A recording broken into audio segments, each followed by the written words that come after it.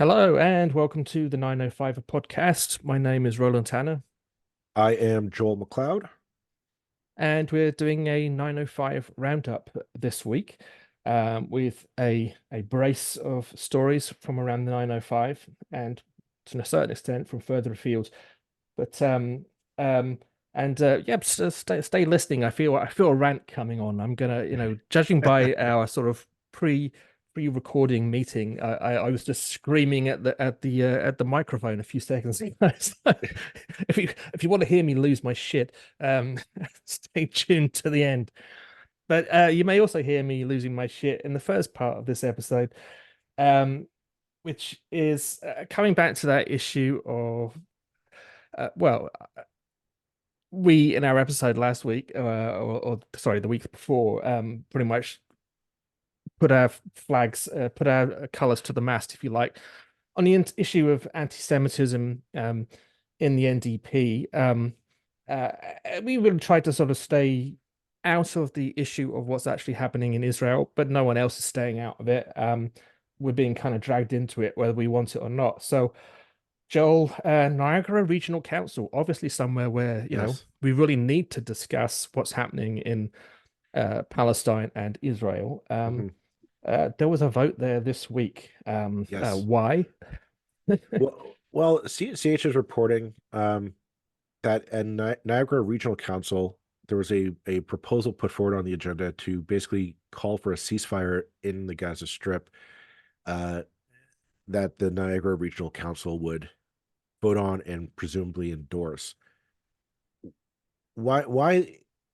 Now, thankfully, this was shut down by St. Catharines Mayor Pat Siscoe for, and his rationale was basically the same as ours, is this is just divisive. It has no bearing on the affairs of Niagara Regional Council. It is beyond their purview, beyond their scope of jurisdiction. Why would they wade into this only to divide uh, uh, Niagara Region constituents, essentially? Uh, and of course he was met with boos and hisses and all this stuff. And it's just, kudos to him for doing the right thing. Politics aside, like, this is just not the purview of Niagara Regional Council. They have no jurisdiction. At no point is Hamas or Benjamin Netanyahu going to say, "Oh my gosh, what did Niagara Regional Council say?" Oh, this completely changes our tactics, our beliefs, our philosophy in the region. And there's something that you and I've there's a reason why we wanted to stay out of this for as long as possible. That who gives a crap what two schlubs in the 905 or a municipal council in the 905, or really the provincial legislature of Ontario has to say on this matter. There, we are not going to impact or affect what these two parties in the Middle East are going to do about it. It is shameless politicking by the left. Let's be honest here. We try to stay as neutral and down the road, middle of the road as possible. And this is the left trying to hijack our local government, our provincial governments for reasons that are their own self-serving, but they do not serve. It takes away from the vital needs of what regional council needs to vote on and take action on and direct funds and resources towards. This isn't it.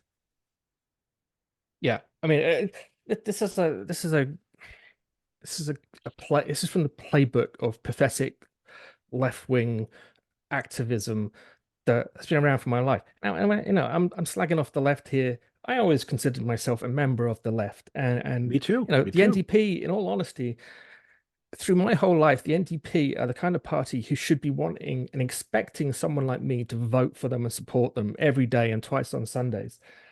Um, but my God, they're fucking morons at the moment, and they are so divided on.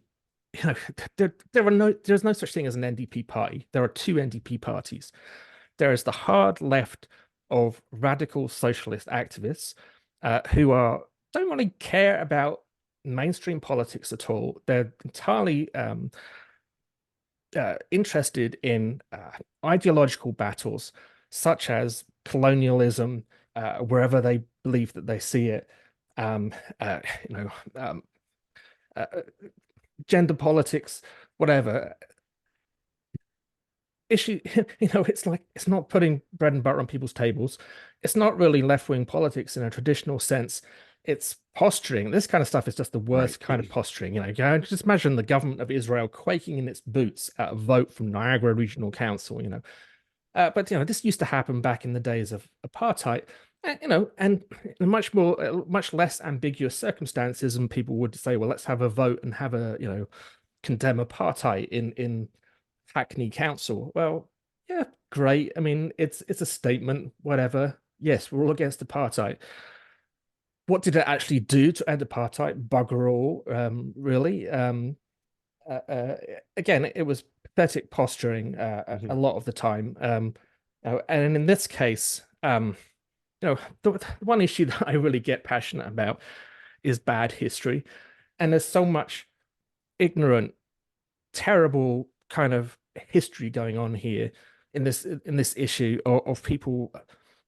Sure, you're seeing shells rain down on Gaza from a much stronger, more powerful government, and you're thinking this is appalling. And God, yeah, stuff that's been happening in Palestine and Israel over the last 50 years is appalling. The only thing that's more appalling is what had happened immediately prior to the creation of that state of Israel in the uh, in the atrocities of the Nazi death camps. But that's part of the history that people seem to be forgetting. And I read today, well, in the context of that thing, there's some NDP idiot, I can't remember which one it was. I think actually a federal candidate, someone like that, talking about basically the need to just extinguish Israel entirely. And whatever you think about the creation of Israel, where it came from, why it came into being, and I suspect these people know nothing about it, frankly. We had an NDP candidate who's now an elected member of a school board, if I remember rightly, who didn't know what Auschwitz was just a few years ago. I mean, this is where this kind of bullshit Mhm. comes from. That someone, an adult, a grown adult with an education running for a major political party doesn't know what Auschwitz is. What the fuck? Well, let's go on about since you bring up the NDP. The other aspect of this story that we want to chime in on was Sarah Jama, the former NDP MPP for Hamilton Center, still has a lot of support in the NDP. At least the federal NPP, NDP. So many P's in there. I'm sorry, folks. There's a letter from the Guelph NDP federal candidate and her riding association. Janice Folk Dawson is the name, who wrote to Merritt Stiles, the leader of the provincial NDP, were saying that Sarah Jama should be reinstated to caucus and that she should be a member, and that her ouster was a symbol of white fragility and whatnot. And this is, Yeah, you just know, tell me, well, you go first and then well, I'll I'm chip going to say, in. A, it's not white fragility. Merritt Stiles, I thought, let that nonsense go on far too long, in my opinion. So when she finally did stand up and said, no, this isn't what our political party stands for, she did the right thing. And when Sarah Jama didn't fall in line, you oust her. That's what a leader does. You toe the party line or you don't. If you don't, see you later. Um, it's clear to me, we've had this discussion on this podcast before. We had it with when we had Joey Coleman on to talk about this ouster, and the fact that you're right. There's two sides of the NDP. You have the practical union organization side, the ones who are on the ground, actually getting in the mud, organizing and demonstrating and doing the actual legislative framework for their agenda. You have those side, the practical side. Then you have that social justice side that is very much all rainbows and unicorns, and wouldn't it be great if every grievance could be solved with a protest and one. And that's kind of, those two sides are I think irreconcilable, and it's why the NDP constantly fails to get things done in this province and in this country. Why they constantly fail to rise to the occasion. Here's a perfect example. Why why is the provincial NDP member of the Ontario legislature chiming in on this? What is she hoping to accomplish legislatively in Toronto. Yes, I know we all have our personal opinions. We all have our personal beliefs and thought processes on this. And you have a right to express it. True. However, practically, what is she hoping to do here? What is she hoping to accomplish in the Ontario legislature? Say everything she wants to get done gets done. She's able to have the Ontario legislature condemn Israel and declare that Palestine should be free and all this nonsense that she's advocating at the moment. Say she actually gets this put through the Ontario legislature, it will accomplish zero for the people in Gaza or in Israel. But other than she gets to score some political points from her cushy seat in Hamilton Center, I don't get the point. So kudos to Mayor Stiles for taking the right role as leader and eventually booting her from caucus. But it tells me that the NDP, federally and provincially, have a long way to go to reconcile this side. That this notion of we're going to pass all this, let these we're going to let everybody know what our thoughts are, and the idea of white fragility. No, it's a matter of Marit Stiles has an agenda to get through in the legislature. She wants to oppose Doug Ford, Well, as is her job as the leader of the opposition. You cannot have somebody like Sarah John that says, "Well, I want to derail it on an issue that has nothing to do with the Ontario legislature." and this She is did what the the right left thing. does. The left rips itself apart Yes, in religious wars. And when I say religious wars here, I mean that's a metaphor on issues and causes that they will it's not left compromise purity. on. And yeah, exactly. Ideological purity, and it happens always. This is why, in the country that I grew up in, the Labour Party has basically only had one period in government since 1979, when it turned itself briefly and in other ways disastrously. But anyway, at least they were in government, I suppose, into a kind of a right-wing liberal party, in a Canadian context.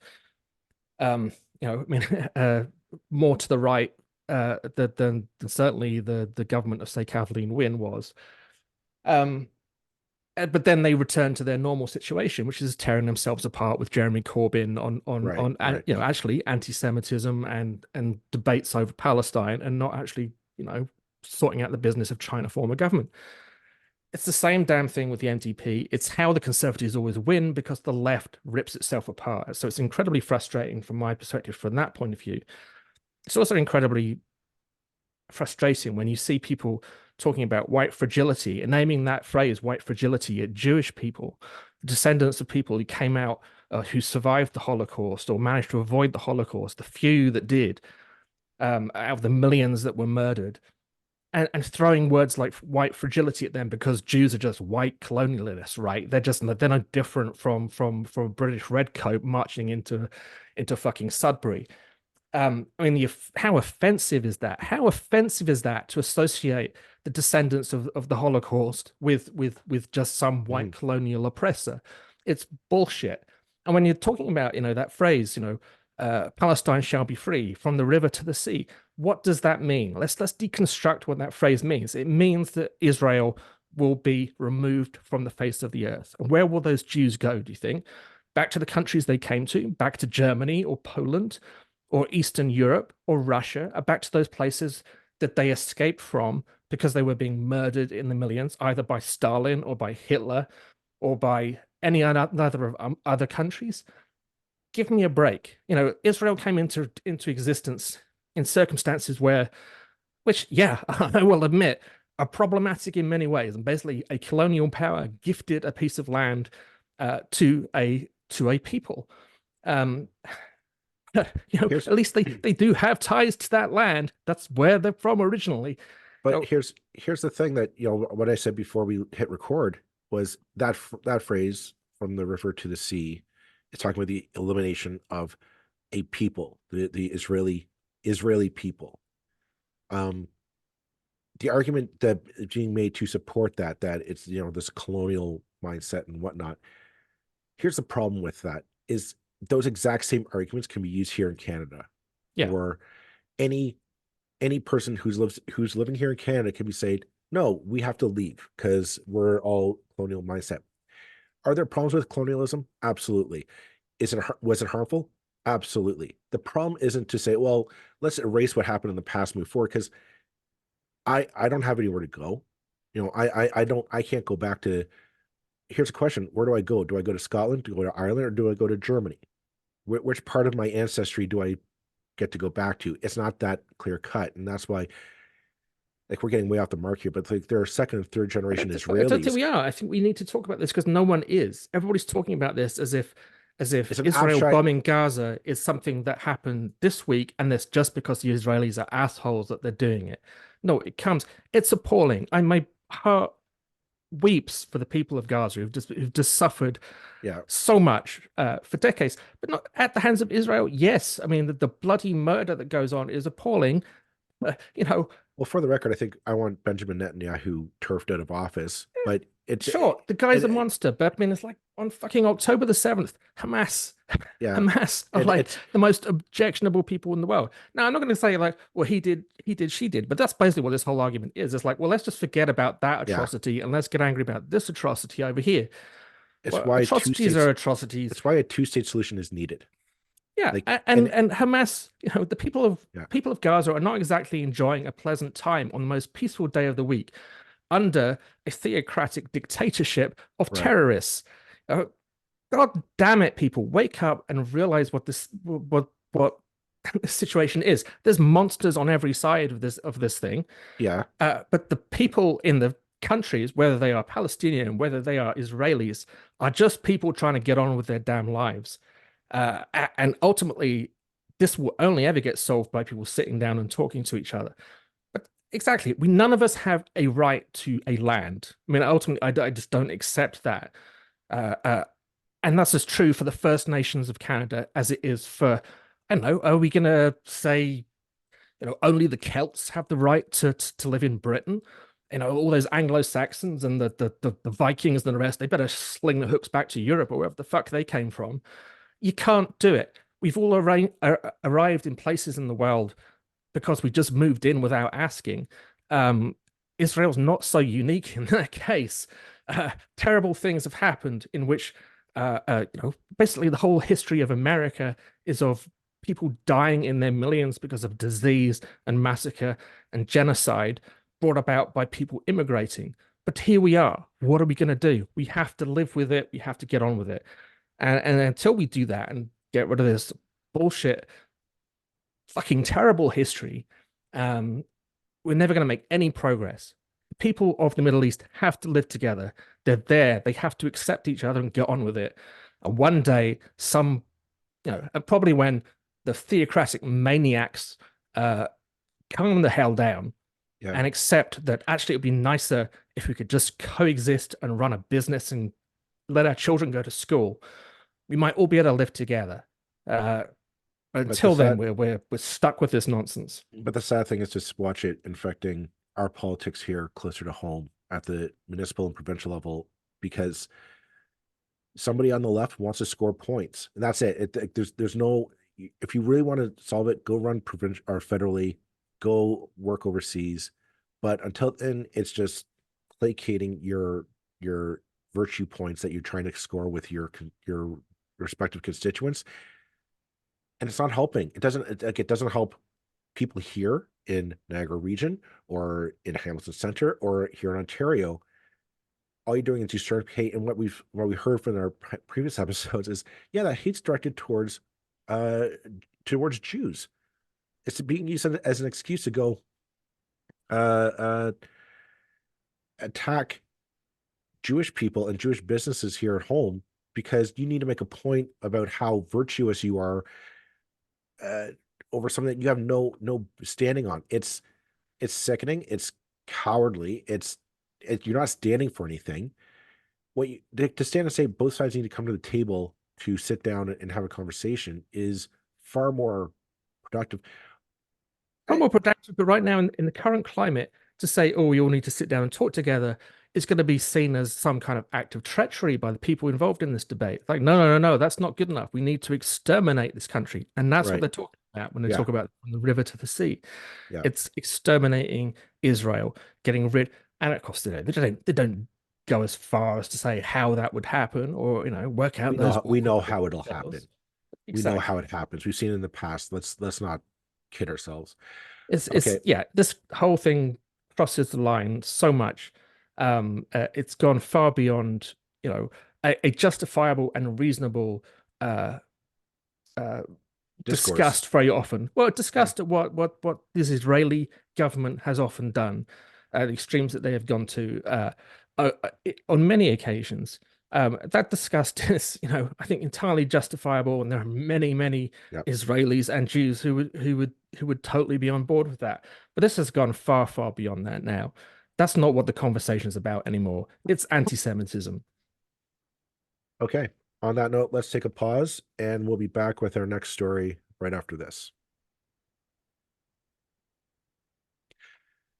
Okay, we're back. And again, focusing more closer to our backyard, and the fact that in recent news, at the federal level, it was announced that the federal government is going to start cutting back the number of foreign students coming into Canada, which means that our universities closer around us, Brock, Mac, U of T, Mississauga, and Scarborough, and York University as well, if you want to throw that into the 905, are going to see fewer and fewer foreign students coming into our schools.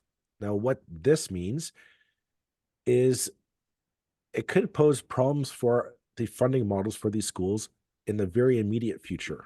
It apparent the global news is reporting that this is really screwing up the Ford government's funding model for these schools. For the last, well, pretty much since Doug Ford got into power, it's been giving a lot of leeway to our post-secondary institutions, not just universities, but colleges as well, to basically bankroll their operations off of international students.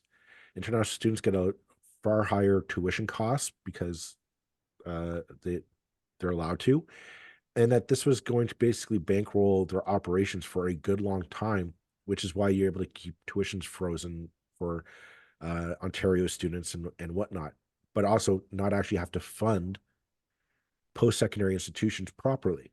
They were just going to bankroll it off of international students. As we all know, this is a problem with the housing crisis because the more international students in, we need to put them somewhere. We have not done that.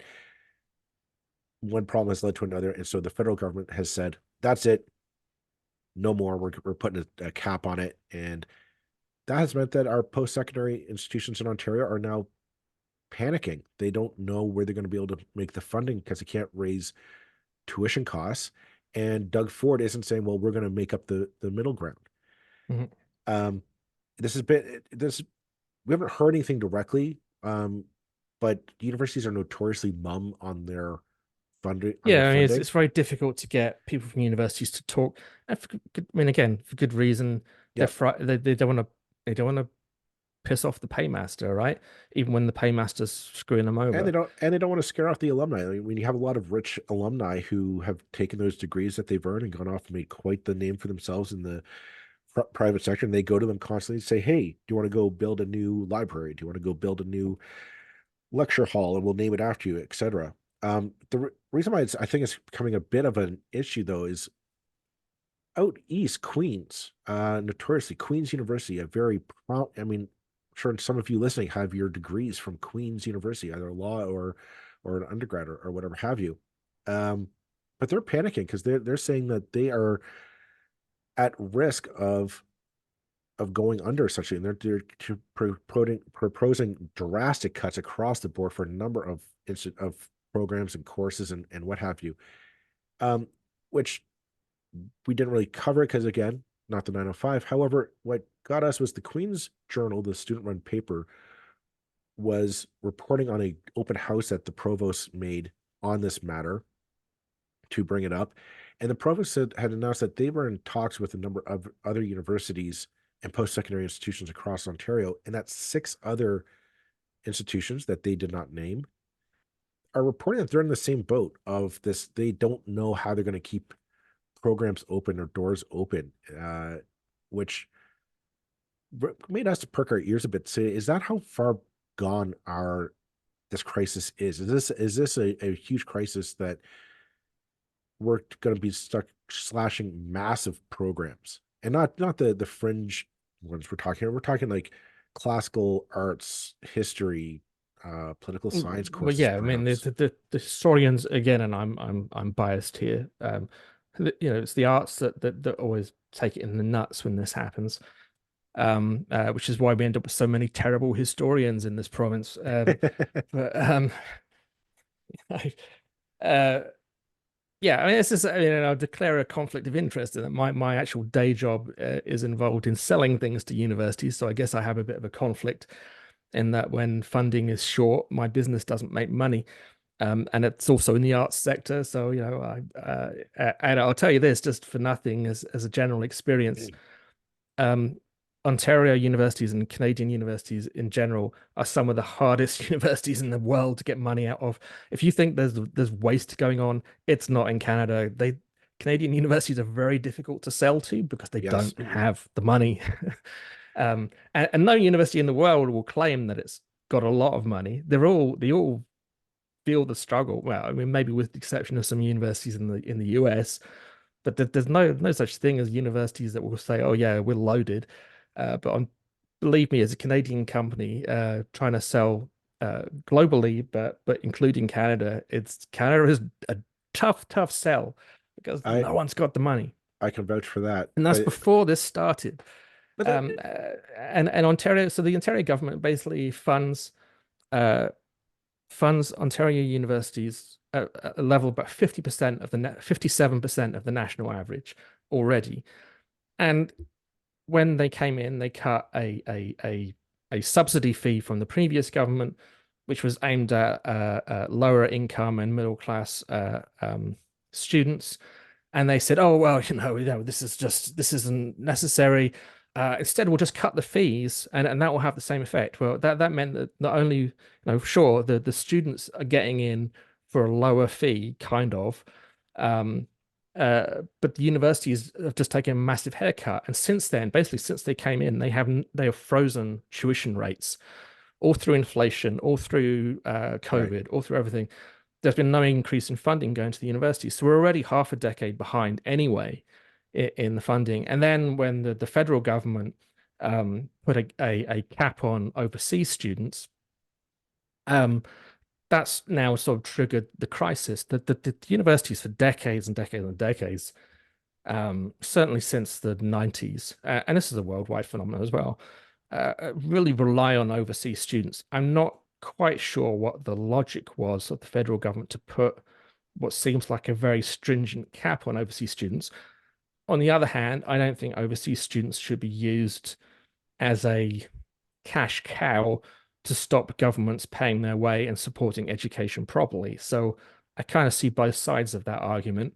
Well, Um, the federal government, and I think initially said, let's open the doors because initially the idea was that we're going to have these international students come in on the pretense that they're going to earn an undergraduate degree here somewhere in Canada, and then they will, they've worked out the numbers. So many will stay, and they will work towards citizenship, and then we'll have this economy of smart, educated new Canadians who will start businesses, go to work for us, and grow the economy. And that's because we aren't having enough babies to replace the boomer generation, and there was all this happening. And that was the general consensus for a long time. And a good number of people say that is the only way we're going to keep the economy going ultimately, because the math just doesn't add up otherwise. The problem was, of course, we invited all these people in, but oh yeah, we forgot where we're going to put them. How are we going to house them? And the belief is that has contributed to a lot of the housing crisis that we're seeing here, which is why the federal government said, okay, we're going to have to cap that number of people coming in.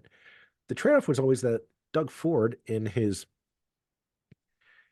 illustrious wisdom, has done what he always does: is he thought somebody else ought to pay for it. Is basically my belief is the Doug Ford ethos, right? Somebody else ought to pay for this project, not the Ontario taxpayer, even though it's Ontario publicly funded universities, post-secondary education. But somebody else should pay for it. Not, God forbid, we find the billions of dollars in surplus that we're sitting on at the provincial government, maybe put some of that into post-secondary education, post-secondary funding. No, we're going to leave these foreign students. They're going to pay for it. They're going to come in and we'll just chalk up tuition, 2, 3 times the average Ontario tuition, and that's going to pay for the funding of these universities. Overnight, that plan has been thrown out the window by the federal government. And the question now is, how is the Ford government going to keep our institutions going? My concern is always the Queen's statement of 6 other institutions are out there that could potentially be they're on the brink of bankruptcy is basically what they're saying. And that we don't know I've which ones. heard, I don't know how true that is, but yeah, no, I mean, I something about don't that totally feels believe right. it. I mean, and I mean, I've heard, the reports that the finances at, say, McMaster are not particularly spectacular. Um, Laurentian in Sudbury declared bankruptcy, well, basically asked for bankruptcy protection Right. years ago. Um, uh, you know, this the universities were encouraged. I mean, I'm going to throw a little bit more shade at the federal government here because, yeah, I'll criticize the provincial government all day and all night for underfunding universities. Uh, I think the federal government was naive. If it's like we've got a housing problem, let's solve that by putting this sudden out of the blue cap on overseas students. University, I mean that is a that has been a major funding stream for Right. universities for a very long time. You can't just switch that off. You Right. can't. If there are housing problems caused by foreign students, then you need to find other solutions other than just turning off the stream. That's ridiculous. And I'm going to say that's a dumb move, unless someone can tell me otherwise. Well, Um, it strikes me as very panicked. yeah, I mean, and And the I, housing, yeah. the housing. That's God, we've talked about how the housing situation enough on this podcast. We know it goes far, far beyond any of this, any of that. I mean, yeah, sure, that's a contributing factor, but that's not getting at the root of the housing Right. problem if you just suddenly get rid of a bunch of students. And we're encouraging immigration anyway. And don't we want, if you want immigration, don't aren't the immigration aren't the immigrants that we want the highly educated ones who've been through Canadian universities for 3 or 4 years? Right. For God's sake, how short-sighted is that? Um, uh, you can't ask for immigration on one side, which they absolutely are, and then turn off the supply of educated immigrants in another place. Makes absolutely no sense. So yeah, federal government, I think that's dumb. However, uh, absolutely, the provincial government is making a bad situation worse. Because it's not willing to pay for anything, and the idea, I mean, the minister whose name is, let me just remind myself, uh, um, uh, Jill Dunlop, um, saying like, well, the universities just need to find, $4 or $5 billion worth of efficiencies, which we're going to do. That's that's so when any government, particularly conservative I governments, want talk this about government efficiencies, there's always I want this such government to utter bullshit. explain to me what is an efficiency. I want them to tell me what that is because I have a feeling that they think it's like this magical, you Yeah. know, thing that's we'll go to the efficiency closet and we'll just drag out 5 billion out of them and that's going to solve our problems. Like, here's the thing that the belief of I think we're coming to the realization that the philosophy of government is full of waste is a fallacy. It's a made up myth because Lord knows, um, this is going to prove it. Like there's no way our universities operated at so much bloat and waste for so long. It's just not the way that our system works. And If it's been proven time and time Yeah. again in country after country, after nation after nation, after province after province. Governments that come in talking about efficiency, they never find it. They never find it. Tax burden will go up under conservative governments as it goes up under other governments.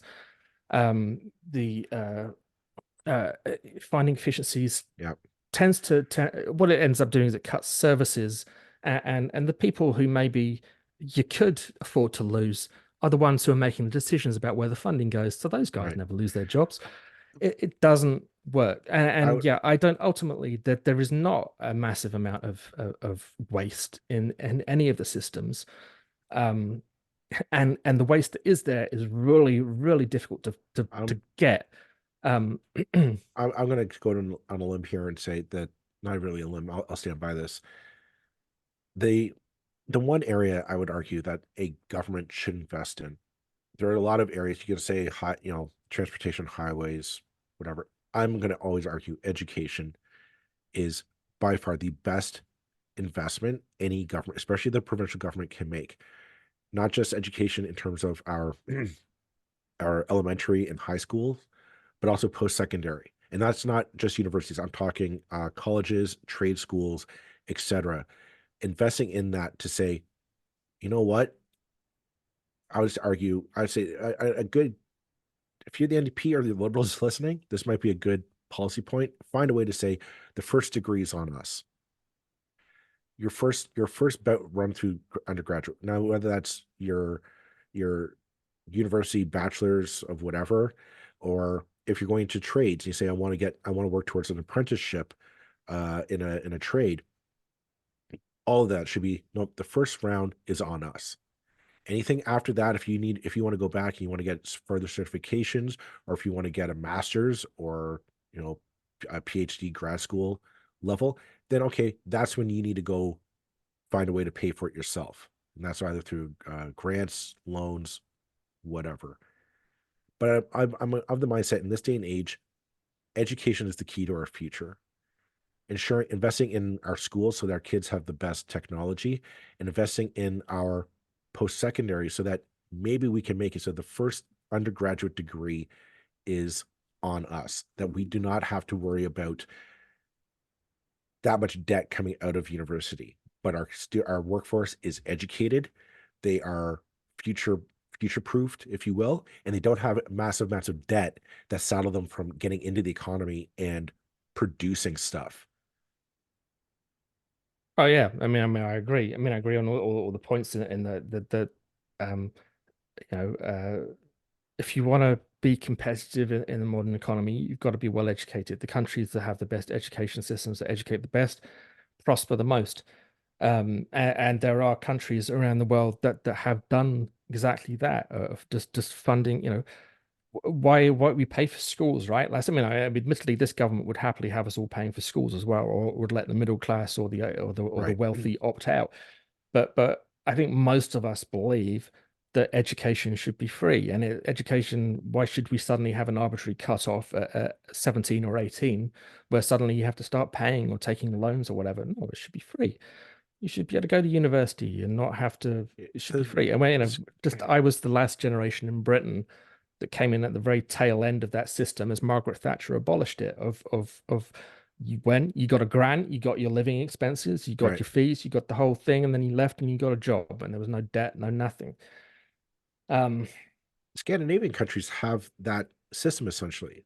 yeah, I don't know how they pay for it, but I mean, they have high but taxes. They have high well, yeah, taxes, but and the like high taxes mean they have an excellent standard of living and a Norway, healthy, well-educated Sweden, and population. Denmark are Finland as well. I throw that in there, are notoriously for being wonderful countries to live in, to work, live, raise a family in. I don't see why we would not want to emulate that system here in Ontario and Canada as well. I'm a firm believer in education. I really do, because we don't know. None of us predict, like this thing that we're doing now, this podcasting thing, Roland. 20 years ago, I never would have thought that this was even conceivable as a practice, let alone a habitual thing. I could never figure out how would this work. Yet it's here. There's billions of podcasts around the world. We don't know what technology is going to come down the road. And the idea of saying, well, that's just ridiculous. That's, the AI. We don't know what AI is going to do. We just don't. You could talk, oh, it's ridiculous, Terminator, science fiction or not. Here's the thing: we don't know what's going to happen. I don't. It could be the downfall of all of us. It could be the thing that will lift us up into heights never before dreamed. I don't know. But here's the thing: my kids and my kids' kids are going to be the ones dealing with the consequences. They need to be educated with how do we deal with these things. Oh, And cutting back on education now and saying, here's the thing, Doug Ford never, we know he never finished college. It was too tough for him. And I think he's intimidated by people who have degrees, who have post-grad, PhDs, who are educated on this stuff. He's intimidated by them. And therefore it's easy to say, well, I don't want more of those people around. I want those working class salt of the earth folks yeah. who are like me, are scared of higher education.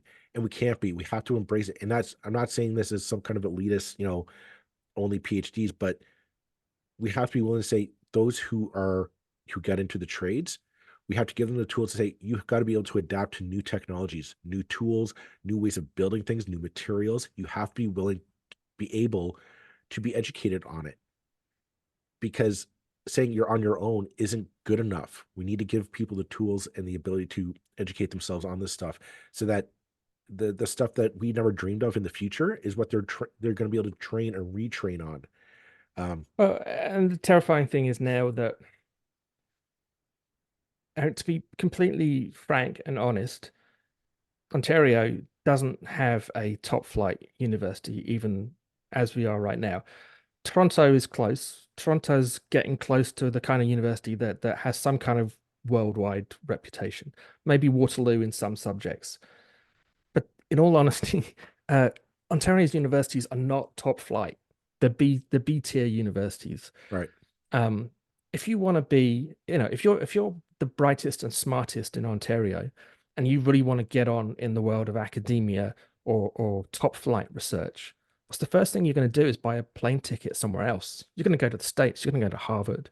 You're going to go to Yale. You're going to go to Oxford or Cambridge. Yep. These days you might well go to China, because Chinese universities got plenty of money, and they're doing, the days when we just assumed that whatever the hell's going on in China, it's not going to be very good.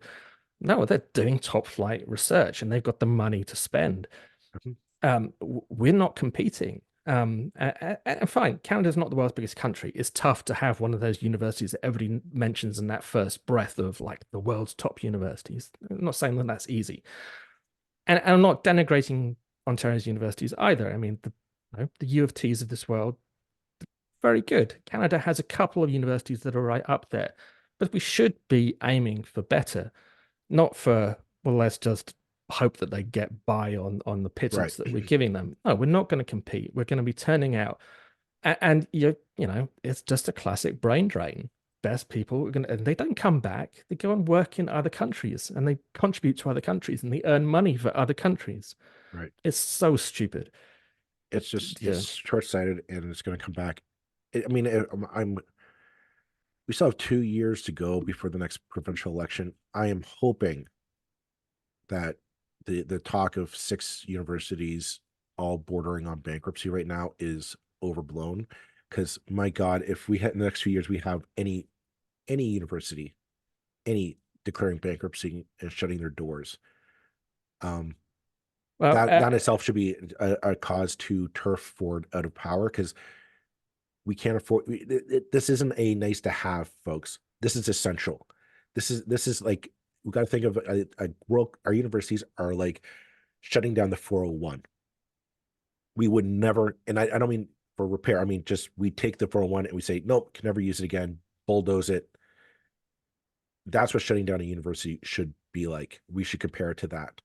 Um, and that's, we can't, it just cannot happen, because we don't want to fund it. If we don't fund it, we lose it. There's no coming back. I'm going to leave it at that for that story. The last story that we wanted to talk upon, very close to home, Milton. The Milton MPP, provincial conservative candidate, Parm Gill, has announced that he is jumping ship to the federal Conservatives, and he'll be running as an MP, or running to be the MP for Milton there.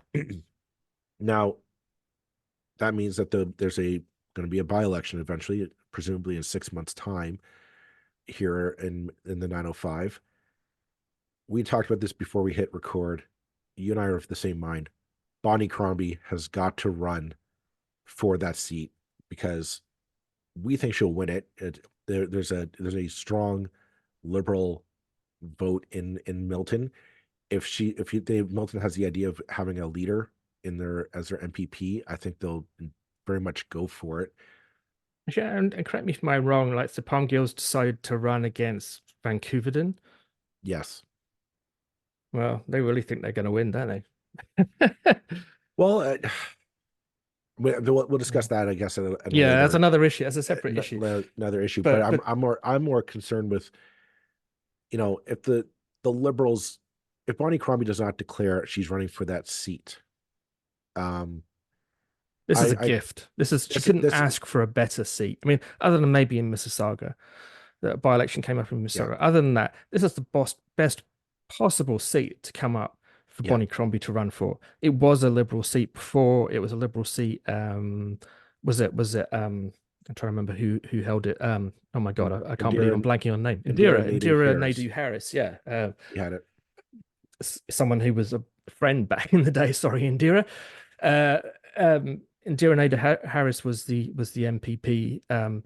It's been a Liberal seat. It's highly winnable. It's just on the border with Mississauga. It's pretty damn close. Yeah. You know, you've got to run. You've got to run. You've got to get your ass into the house. This idea that you swan around on a bus and you make friends for six months is no. You're the government in waiting. If you want to form government, you got to behave like the government in waiting, not like a fundraising organization or like a pressure group. Right. You've got to behave like the premier. And the best way to behave like the premier is to be where the premier is, which is in the house, and taking that moron to task every day. I would Um, argue you the liberals have got to prove, Bonnie Crombie has to prove to Ontario that she's winnable, that she's a winnable choice. And you don't do that by backing down from a fight. I'm sorry, but it's politics. You gotta pick fights and you gotta win. This is a winnable fight for her, I think. And if she decides, or well, if she can't win that seat, she's no business being leader. Let's put you're it that absolutely way. right. If she loses it, And she can't then doesn't think she can win that seat. She's got no business being leader. If she doesn't look at that and go, easy, let's right, go. She's let's go. an idiot and B, no business being leader. She should be declaring tomorrow, I'm the candidate in Milton. Yeah. And because here's the thing, if I was Bonnie Crombie, and Bonnie, if you're listening, this is what I'm telling you should do. Declare tomorrow you're the candidate in Milton, the Liberal candidate in Milton, and start a countdown of how many days it's been since Doug Ford has not called a by-election.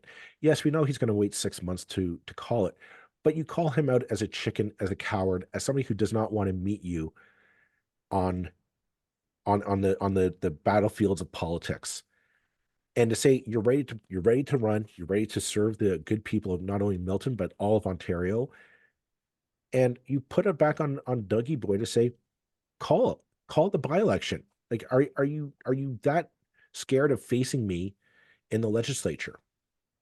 And because we know she'll win, we know she'll win. And here's the thing, I know she'll win because I don't have a huge amount of faith in Bonnie Crombie, if I'm totally honest.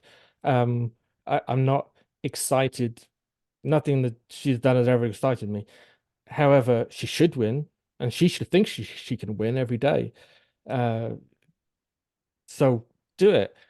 It well gets you here headlines. This is free. This is gets you the kind of headlines that are very difficult to get outside of a well writ that's the thing, period. you run, you win, because everybody's going to pay attention to what you have to say for 30 days or 27 days, how long the writ's going to be. You win, you go to Queen's Park, you have a few victory laps of, hey, the Liberals have a leader. And then, yeah, you don't have to hang out at Queen's Park. That's the fun thing, is now you can take your seat and you can run around the province and you can build up support there. Like the idea of, like, well, I have to be in the house. No, you don't. That's the thing. The conservatives cannot say, oh, well, where's Bonnie been? Say, well, where's Doug? Doug doesn't show up to work. Isn't that the pot calling the kettle black? Instead, I'm taking the government and I'm going around around the province. I'm hearing what Ontarians have to say about how much you screwed them over for the last 6 years.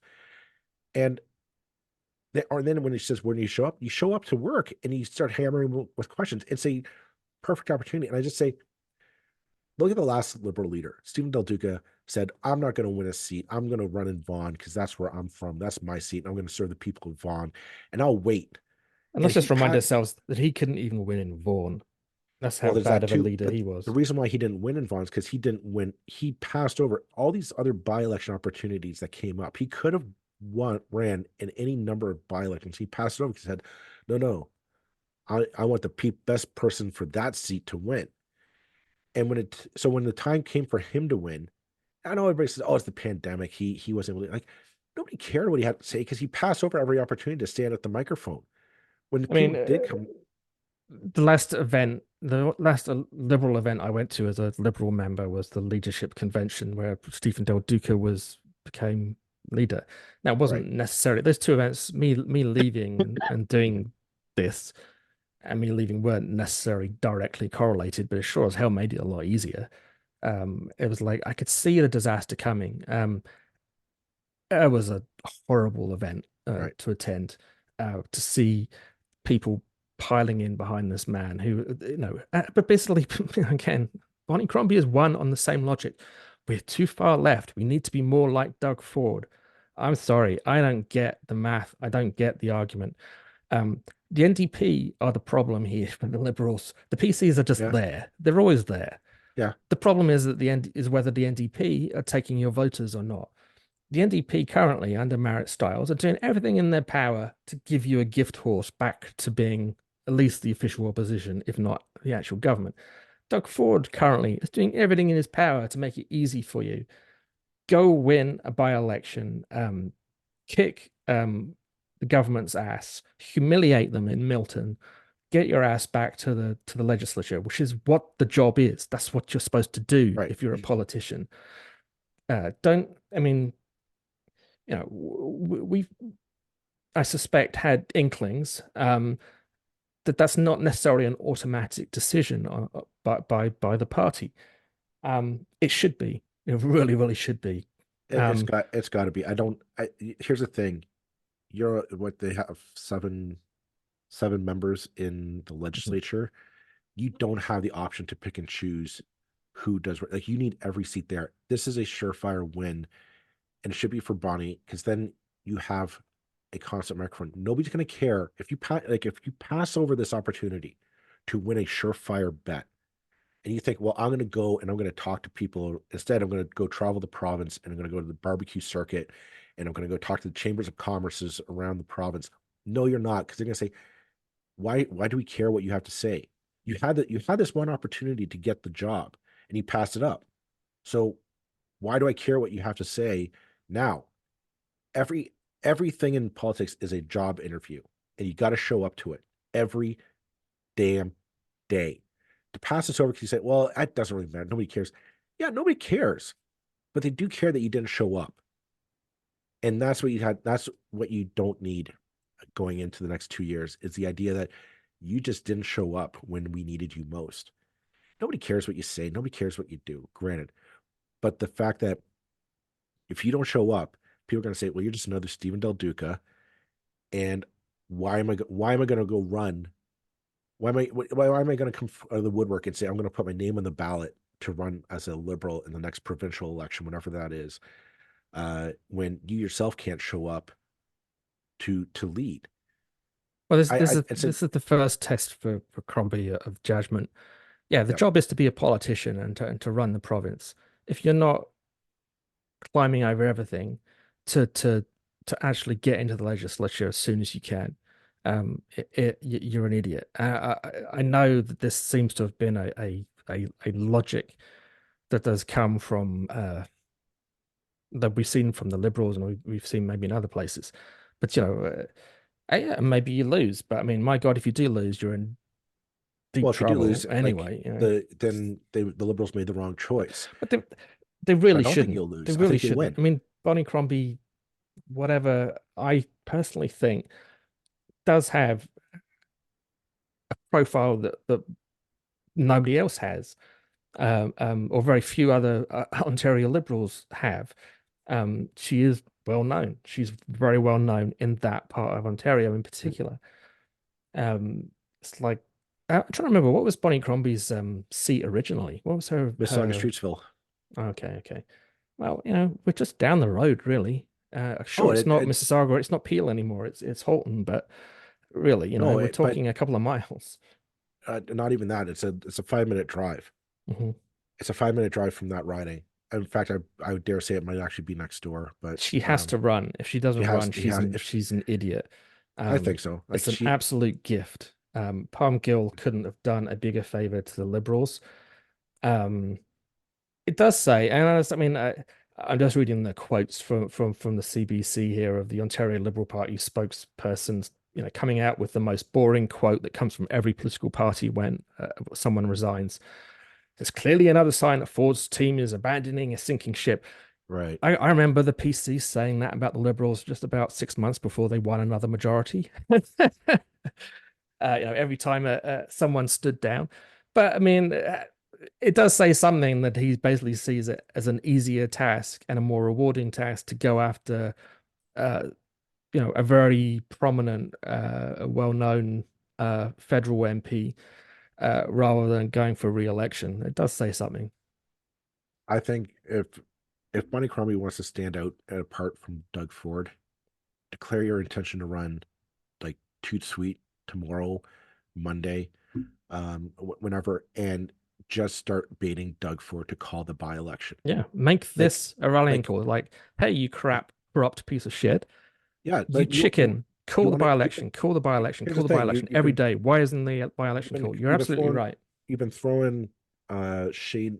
If I mean, like, if Bonnie Crombie saying Doug Ford, you've been throwing shade at me. You've been hitting me with tack ads. Here's the thing: face me head on. Yeah. Send out your punk to Milton. Let's go do this, and let's face it. Let's face down. You want to talk shop anytime, any week.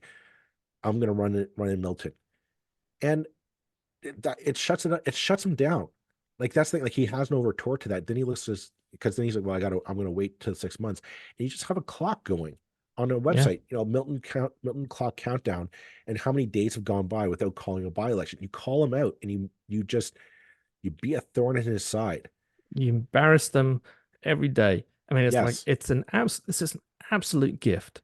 Absolute absolutely. gift. If you want, for media attention, the whole thing. Because like what reason is there for not calling a by-election? What possible reason? Why Other not? than that you're chicken? Yeah, the people of Milton need representation. Let's do this. All right. That's it for this week, folks. Thanks very much for listening. We'll be back in another week's time with more 905 news, fun issues, rants, all that good stuff. Take care. Bye bye. Bye-bye.